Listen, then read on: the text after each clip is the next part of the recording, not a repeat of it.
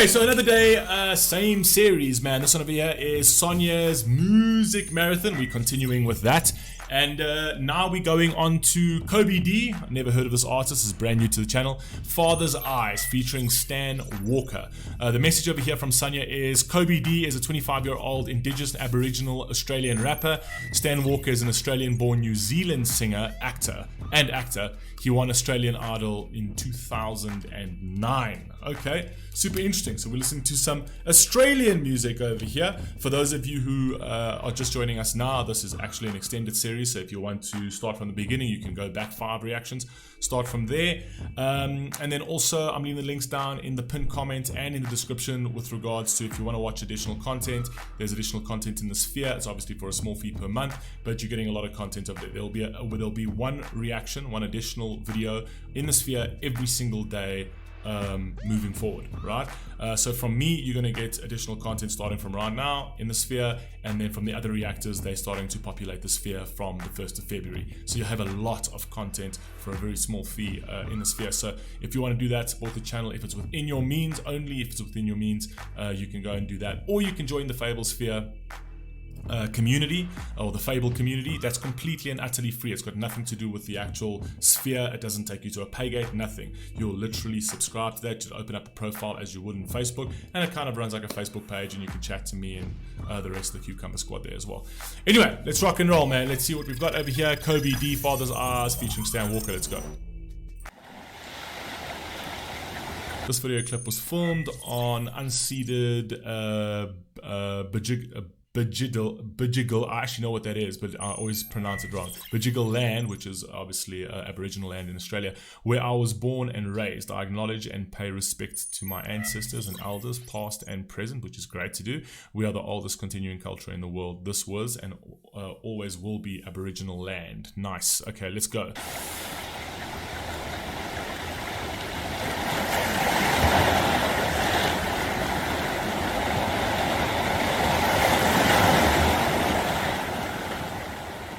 Today I'm thankful for the ocean, I'm thankful for the animals. Give strength to my family, my partner, my kids, my nieces, my nephews.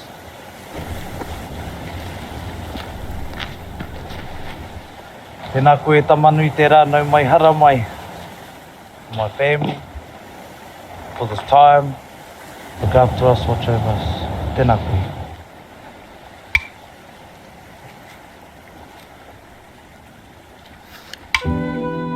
Nice little ritual. Voilà.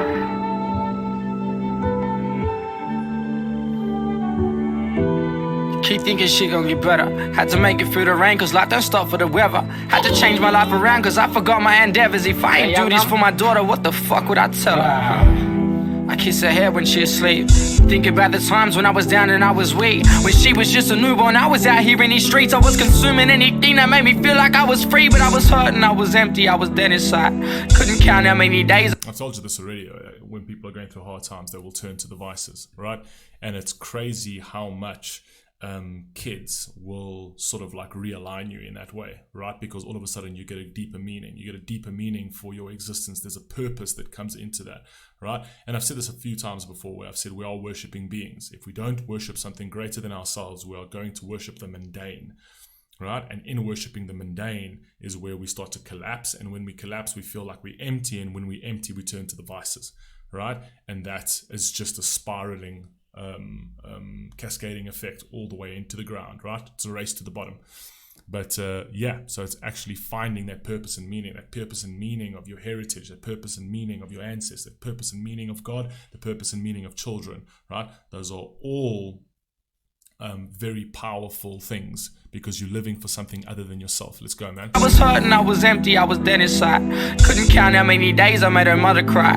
We was young and full of problems, we ain't put aside. Dealing with some trauma, we forgot that she was on the ride. I finally understand this was the same for my mom and my dad. I was 21, but they was even younger than that. Mom was sick 16 and pregnant when she finally had her firstborn, and my father would finally become a dad. Unaware of what it takes, shit, he was only a kid. Couldn't blame me for the things that he eventually did. As I get older, I can see through all the cracks that he slipped, and it's a shame, but it is what it is. And That's very true, though. I can't blame him for the things that he did. I can't blame him for the cracks. We're all human. Everybody makes their mistakes, right? If you ever got to look in everybody's past, everyone's got their skeletons, everyone's got their demons, right? And a lot of the times we tend to forget that the people who came before us had their own demons, had their own issues that they went through. They had their own struggles and trials and tribulations, and maybe they were more equipped to handle them, and some people were weaker and were not equipped to handle them, right? And they just spiral downwards. And to sit there and judge them on that, not understanding the full scope of their existence up to the point that they actually had you, and then they made mistakes, and you know, so, well, just to tell my father's this, my father's that, and whatever else, right? My father's made plenty of mistakes in my life, things that I've absolutely hated. We bat heads, we don't see eye to eye at all. Got a very bad relationship with my father, right? But at the end of the day, I understand where it comes from. I know where it came from. I know what his childhood was like. The man had an unbelievably difficult upbringing with zero support, right? And he just tried to be the best dad he could be, right? As everybody else tries to, you know, be the best parent that they can be. And some people somewhat succeed, and some people somewhat fail. Do you know what I mean? It doesn't mean that they should now be cast into the depths of hell because they've made mistakes. Do you know what I mean? It's not going to be good for you either to hold that grudge, because it's only gonna affect you negatively anyway. But it is what it is, and I'ma keep on singing. If you can see it through my eyes, and you can see how hard I try, yeah. 'Cause I go round and round we go, and it won't stop till I say so. So come and take a look. He's giving me Chris Brown vibes in every which way. He's giving me Chris Brown vibes. Voice, even the way he looks and whatever else, he's giving me this whole, his dress code, his drip, everything is just giving me Chris Brown vibes. Amazing. And you can see how hard I try, yeah. 'Cause I go round and round we go, and it won't stop till I say so. So come and take a look inside this father's side. No, I didn't grow up with a father. I grew up around strong women. You know, I was raised by, you know, my mum, my sisters, my aunties. Like, I look around and I see so many men that have breaking those cycles, you know? It's crazy what actually he said over there. I apologize for pausing over there, but you see this like very definitive thread, specifically through boys, like, you know, the ones that do like the mass shootings, the ones that do the crime, the one that joins gangs and whatever else.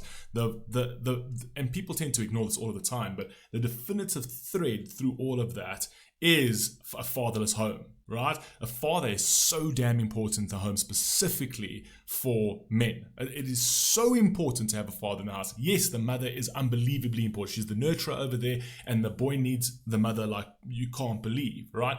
But when it comes to actually channeling their aggression, channeling their emotions correctly, the father is so important to be there, right? The father teaches his son how to channel his emotions and channel his aggression, and tells him not to act on emotion, right? Just you hear these parents, it's like, oh no, leave him. Do you know what I mean? He's expressing himself. No. You can't have that. You can't set that standard when a child is younger, saying, oh, he can do whatever he wants, right? Because he's just expressing himself. Because eventually he's going to grow up, and when he does that exact same thing and he has the tantrums and he expresses himself, he's going to cross a line that is going to, once you cross a line in society, violence tends to ensue. Do you know what I mean? And that's the thing that the father teaches. You know what I mean? That you need to know how to control your emotions. You need to express yourselves, but in the correct way and in the correct channels, right? You can't just say, oh no, he's just expressing himself. Because when he's a teenager and he gets angry with someone at school, expressing himself could mean grabbing a fucking gat and going and shooting up a school. That is not the correct way. The father is so important because the father is supposed to channel that. When a child or when a boy goes absolutely tilt and starts losing his mind in his school, it's the father's job to rein him in and say, that is not how you comport yourself. That is not how a man comports themselves, right? Just because you're angry doesn't mean that you can go and do whatever you want and start affecting other people's lives. You need to channel yourself, right? You need to be stoic. Do you know what I mean? So father's unbelievably important. And of course, the mother is important for the nurturing and the safe space, right? If I have to talk about my child, my son will come to me for the fun time, the thing, or if we're out and he feels like he's scared of something, he'll immediately go behind me, not behind his mom, right? He feels like I'm the protector, I'm the guy that's going to protect him. But the moment he gets sick or the moment he gets hurt, he runs to his mother for the caressing. He runs to his mother for the nurturing. The mother is important there because she softens him, right? But the father has got the job of hardening him. He's got the job of making him into a warrior in a garden as opposed to a gardener in a war. Do you know what I mean? That's the father's job, because the world is not fair. It's never been fair and it'll never be fair. Do you know what I mean? So it's very important, and that's why you see in society, statistics don't lie, right? And you can see through all of the statistics, right? The majority of all of these kids that go and do all of these crazy things like mass shootings, school shootings, crimes, join gangs and whatever else, the defining thread through all of that is they come from fatherless homes. Do you know what I mean? The mother may be there, right? And she may be a good mom, but at the end of the day, it's missing that element. It's missing the father element that literally hones and controls that emotion. It's unbelievably important. And there's literature on that. This is not just all, hocus pocus, hokum bullshit. You know what I mean? There's literature on that, and it's pretty definitive. Breaking those cycles, no matter what we've been through, it's in our culture, it's in our blood. We are good fathers. We're not our father's mistakes, our grandfather's mistakes. No. And we have an opportunity to change that, to change those cycles. There was a time where our culture almost got stripped away from us. It got beaten out of us. We're picking up the pieces of what happened to our grandparents, to our great-grandparents, and to a point our parents. We're the generation that's coming back to life. We're taking back what's ours. I've seen the world through my father's eyes, and through the lies it took a lot of time to realize. Everybody got their struggles in this game of life. I did the same shit, so really who am I to criticize? I changed my life and went a different route. Found the strength through my daughter and finally made it out. So many parents never find the strength to make it out. We're focused on ourselves, but the seeds we planted are gotta sprout. So if you're fortunate to make a life, focus on ourselves, but the seeds that we planted have got to sprout, correct? And it depends. The seeds you sow is what you'll reap. You will reap it. Do you know what I mean? So at the end of the day, it depends how you sow those seeds. And that's why, there's a book that's very interesting. I don't know if you guys have ever read it. It's Robert Kiyosaki's Rich Dad, Poor Dad. It's all down to what the father passes on to his son, right? If the father passes on a poor mentality to his son will be poor. If the father passes on a rich mentality to his son will be rich. Do you know what I mean? That's just the way it is. It's literally how you nurture them from the ground up. And you would have gone through your own issues in your life. I went through my own issues in my life. But do I want that to be repeated in my son? Obviously not. I want him to have a way better life than I had. Just like my father wanted me to have a better life than he had, right? And he tried his best, but it is what it is. Do you know what I mean? Not everyone gets to have their perfect story. I don't think anybody has a perfect story. But at the end of the day, it's literally what you pass on to your child that is going to set them for the future, right? If you're gonna grow them up weak, they will be weak in when they're older, and the world will be more difficult for them. Let's go. Seeds we planted are gotta sprout. So if you're fortunate to make a life, then you owe it to that kid to really raise them right. Cause they ain't asked to be born and shouldn't have to fight these battles that we fought ourselves through each and every night. I don't like the argument of they didn't ask to be born. Yeah, sure, they didn't ask to be born, but they got to be born. They got the privilege and the blessing of being born. So I get what he's saying over there. It's like, yes, you've got to be responsible, and because they didn't ask to be born. When people actually, the reason why I don't like that line is because it's used so negatively. Do you know what I mean? Where it's like kids will tell their parents, "Oh, I didn't ask to be born," and it's like it's a big fuck you. It's like, well, thank you very much for the fact that I gave you the gift of life, right? And now you're throwing in my face, well, I didn't ask to be born. At the end of the day, you got to be born. And it was a blessing and a miracle that you were born at the end of the day. It's my responsibility to raise you right. And a lot of the times that saying comes when you're trying to raise them right. When you're actually putting barriers and you're saying, well, you can't do this because if you do this, you're going to wreck your fucking life. Do you know what I mean? And there's like, and then they tend to like throw that statement at you. I didn't ask to be born. You know what I mean? And it's like, yes, I mean, that's very, very ungrateful at the end of the day. But it's not the context in which he's saying it over here. I know exactly what he means. He says, you decided to have them. It's your responsibility to look after them. Yes, I understand. I completely agree with that statement, Joe. Every night, it's up to us to break these cycles now. Got that shit from my mother, you always made us proud. Make sure we never went without a father. To my daughter, that's my mother's love without a doubt. If you can see it through my eyes,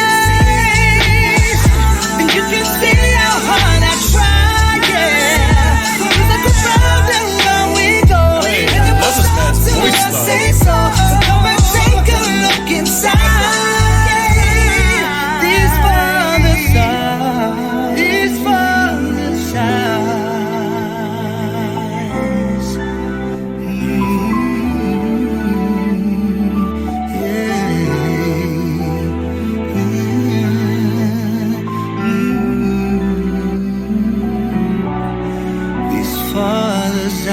Really great song, really liked it.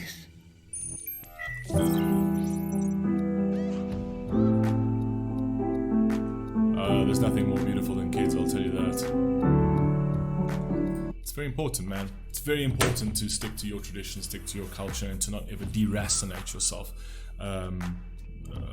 because society tells you to do so. Right? You are what you are, you came from where you came, and that you should always be proud of that.